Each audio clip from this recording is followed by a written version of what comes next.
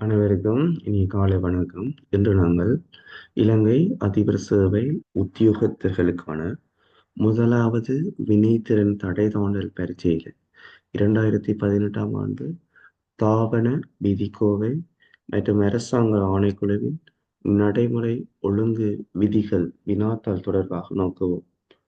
இதில் முதலாவது வினா, அரச சேவை ஆணைக்குழுவின் செயற்பாட்டு ஒழுங்கு விதிகளில் குறிப்பிடப்பட்டுள்ள அரச சேவை நியமனம் தொடர்பான பொது நிபந்தனைகள் யாவை? அந்த வினாவை மீண்டும் ஒரு தடவை நோக்குவோம். அரச சேவை ஆணைக்குழுவின் செயற்பாட்டு ஒழுங்கு விதிகளில் குறிப்பிடப்பட்டுள்ள அரச சேவை நியமனம் தொடர்பான பொது நிபந்தனைகள் யாவை? முதலாவது, இதுக்கு 5 புள்ளிகள், ஆகவே 5 விடயங்களை குறிப்பிட வேண்டும்.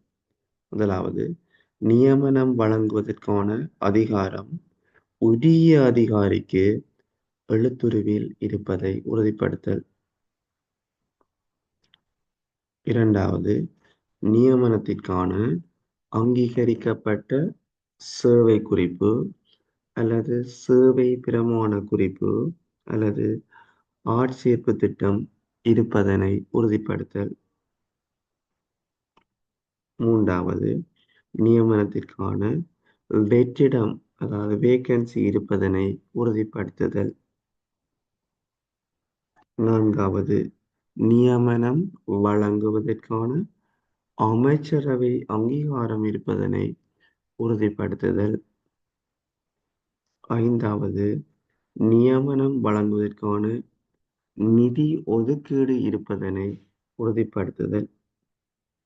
இந்த 5 விடயங்களும் அரச சேவை ஆணைக்குழுவின் செயற்பாட்டு ஒழுங்கு விதிகளில் குறிப்பிட்டுள்ள அரச சேவை நியமனம் தொடர்பான பொது நிபந்தனைகளாகும். இதுல இரண்டாவது வினாவை பார்ப்போம். அரச சேவைக்கு நியமிக்க தகுதியற்றவர்கள் யார்? அரச சேவைக்கு நியமிக்க தகுதியற்றவர்கள் யார் என்றால், 1, இலங்கை பிரசையற்றவர்.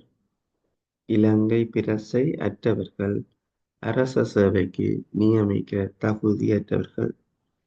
இரண்டாவது, நற்குணமற்றவர்கள். நற்குணமற்றவர்கள். மூன்றாவது, நல் ஆரோக்கியமற்றவர்கள். நல் ஆரோக்கியமற்றவர்கள். நான்காவது, பெற்ற கடனை மீள செலுத்த முடியாதவர்கள். பெற்ற கடனை மீள செலுத்த முடியாதவர்கள். ஐந்தாவது, குற்றவியல் குற்றத்திற்கு உட்பட்டவர்கள். குற்றவியல் குற்றத்திற்கு உட்பட்டவர்கள். பதவிக்குரிய வயது கட்டமைப்பை கொண்டிராதவர்கள். பதவிக்குரிய வயது கட்டமைப்பை கொண்டிராதவர்கள். ஏழாவது, பதவிக்குரிய தகமை அற்றவர்கள். இந்த 7 பேரும் அரச சேவைக்கு நியமிக்க தகுதியற்றவர்கள். அடுத்ததாக, மீண்டும் அரச சேவைக்கு இணைய தகுதியற்றவர்கள் யார் என்று வினா. மீண்டும் அரச சேவைக்கு இணைய தகுதியற்றவர்கள் யார்? அதுல 1, பதவி வரிதாக்கப்பட்டவர்கள். அதாவது V O P servant vacation of post அல்லது தானாக பதவியிலிருந்து நீங்கியவர்கள். அப்ப வினாவின் வடிவ நோக்கோணம். முதலாவது வினா, அதுல மீண்டும் அரச சேவைக்கு இணைய தகுதியற்றவர்கள் யார்? 1, பதவி வரிதாக்கப்பட்டவர் அல்லது தானாக பதவியிலிருந்து நீங்கியவர். இரண்டாவது, ஒழுக்காற்று காரணமாக பதவியிலிருந்து நீக்கப்பட்டவர். ஒழுக்காற்று காரணமாக பதவியிலிருந்து நீக்கப்பட்டவர். மூன்றாவது, பதவியை இராஜினாமா செய்தவர் அல்லது பதவி விலகியவர். பதவியை ராஜினாமா செய்தவர் அல்லது பதவி விலகியவர். நான்காவது, வினைத்திறன் இன்மைக்காக பதவியிலிருந்து நீக்கப்பட்டவர். வினைத்திறன் இன்மைக்காக பதவியிலிருந்து நீக்கப்பட்டவர். அடுத்தது ஐந்தாவது திறமையின்மைக்காக பதவியிலிருந்து நீக்கப்பட்டவர். திறமையின்மைக்காக பதவியிலிருந்து நீக்கப்பட்டவர். ஐந்தாவது. ஆறாவது குற்றவியல் குற்றத்திற்காக பதவியிலிருந்து நீக்கப்பட்டவர். குற்றவியல் குற்றத்திற்காக பதவியிலிருந்து நீக்கப்பட்டவர்கள். ஏழாவது விசேட சுற்று நிருபத்திற்கு அமைய பதவியிலிருந்து நீக்கப்பட்டவர். விசேட சுற்று நிருபத்துக்கு அமைய பதவியிலிருந்து நீக்கப்பட்டவர்கள். மேலே குறிப்பிட்ட 7 பேரும் 7 அம்சங்களும் அதாவது மீண்டும் அரசு சேவைக்கு இணைய பொருத்தமற்றவர்களாக கருதப்படுகிறார்கள்.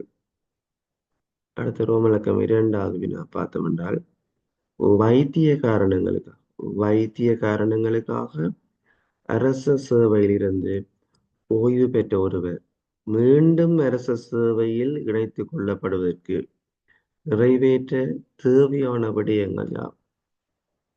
வைத்திய காரணங்களுக்காக அரச சேவையிலிருந்து ஓய்வு பெற்ற ஒருவர் மீண்டும் அரச சேவையில் இணைத்துக் கொள்ளப்படுவதற்கு நிறைவேற்ற தேவையான விடயங்கள் யாவை? முதலாவது மருத்துவ காரணங்களுக்காக ஓய்வு வழங்கப்பட்டவர் 50 வயதுக்குட்பட்டவராக இருத்தல். மருத்துவ காரணங்களுக்காக ஓய்வு வழங்கப்பட்டவர் 50 வயதிற்குட்பட்டவராக இருத்தல். இரண்டாவது ஆக குறைந்தது 1 வருடமாவது தொடர்ச்சியான மருத்துவ சிகிச்சைக்கு உட்பட்டிருத்தல். ஆக குறைந்தது 1 வருடமாவது தொடர்ச்சியாக மருத்துவ சிகிச்சைக்கு உட்பட்டிருத்தல். மீண்டும் மூன்றாவது அம்சம் மீண்டும் அரச சேவையில் பணியாற்ற உடல் உள்ள ரீதியில் உறுதிப்பாடு உடையவர் என.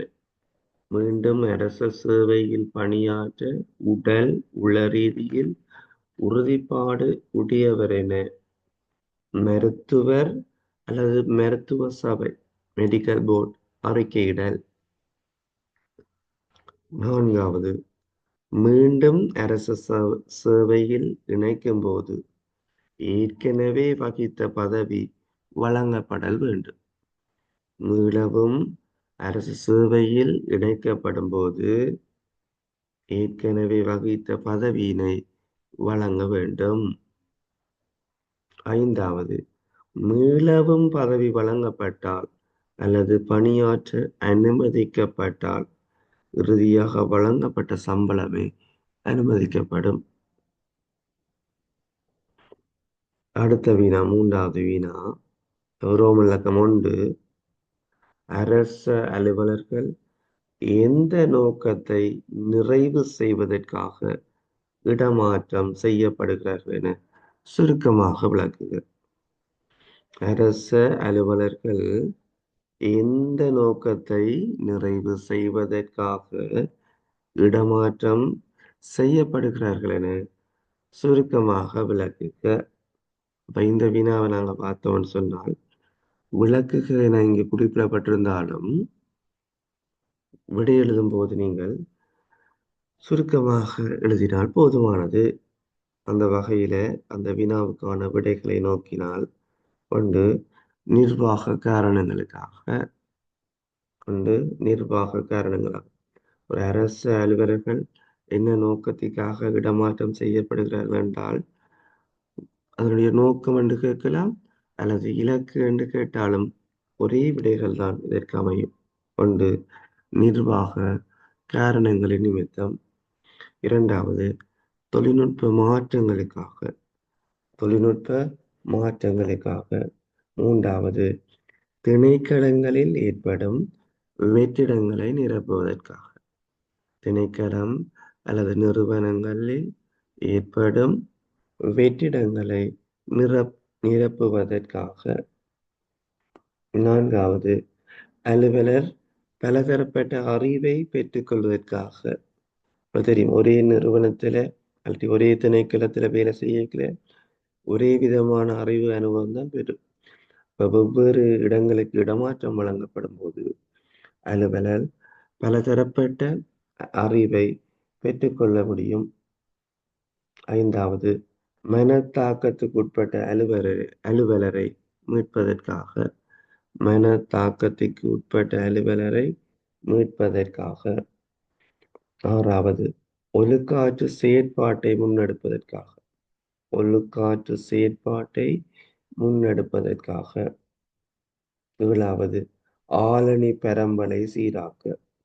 ஆளணி பரம்பலை சீராக்குவதற்கு. மேற்படி 7 காரணங்களின் நிமித்தம் இடமாற்றங்கள் அரச அலுவலர்களுக்கு வழங்கப்படுகிறது. அடுத்ததாக இதுல ரோமன் இலக்கம் 2ல ஆனா பகுதிக்குரிய வினாவை பார்த்தால், அரச அலுவலர் ஒருவர் இடமாற்றம் பெறும் வழிமுறைகள் யாவை? மீண்டும் வந்த வினா ரோமன் இலக்கம் 2ல ஆனா அரச அலுவலர் ஒருவர் இடமாற்றம் பெறும் வழிமுறைகள் யாவை என நோக்கினால் கொண்டு வருடாந்த இடமாற்றம், annual transfer.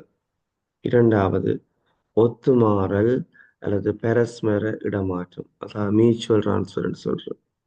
ஒத்துமாறல் அல்லது பரஸ்பர இடமாற்றம்.